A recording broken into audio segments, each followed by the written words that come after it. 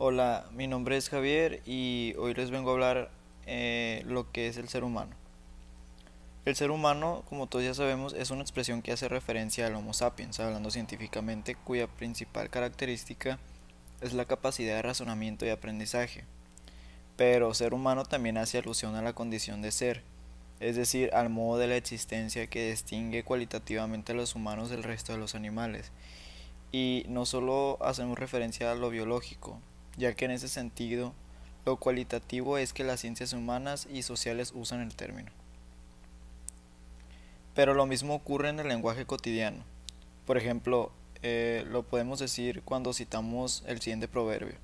El ser humano es el único animal que tropieza dos veces con la misma piedra. Explicaremos eso, ya que así ser humano es un nombre genérico para designar a todos y cada uno de los individuos de la especie, pero sobre todo en lo que se refiere en su cualidad.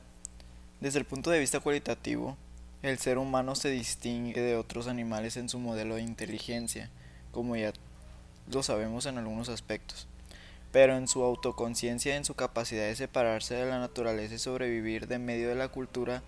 En biología se usa frecuentemente para referir al ser humano como especie dentro del reino animal, centrando la atención en el orden biológico, características físicas como las características físicas, su funcionamiento de organismos, etc., sin dejar de tomar en cuenta los rasgos diferenciadores.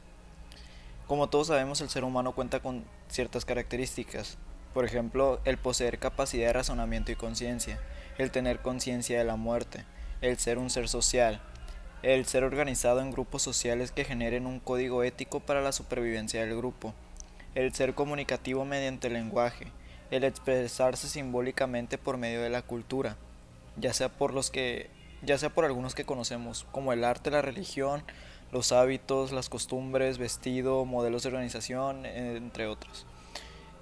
También tiene como característica expresar su sexualidad mediante el erotismo. Posee libre albedrío, es decir, voluntad propia. Tiene capacidad para el desarrollo tecnológico. También tiene la capacidad para la empatía y su intervención en el medio ambiente causa un impacto ecológico.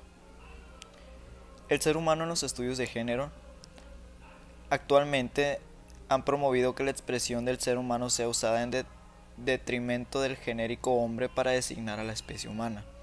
De este modo, el término hombre se reserva exclusivamente para referir al varón. Un ejemplo de ello puede ser el siguiente, donde antes se decía, entre comillas, el hombre es un ser social por naturaleza, pero hoy se debería decir, el ser humano es un social por naturaleza.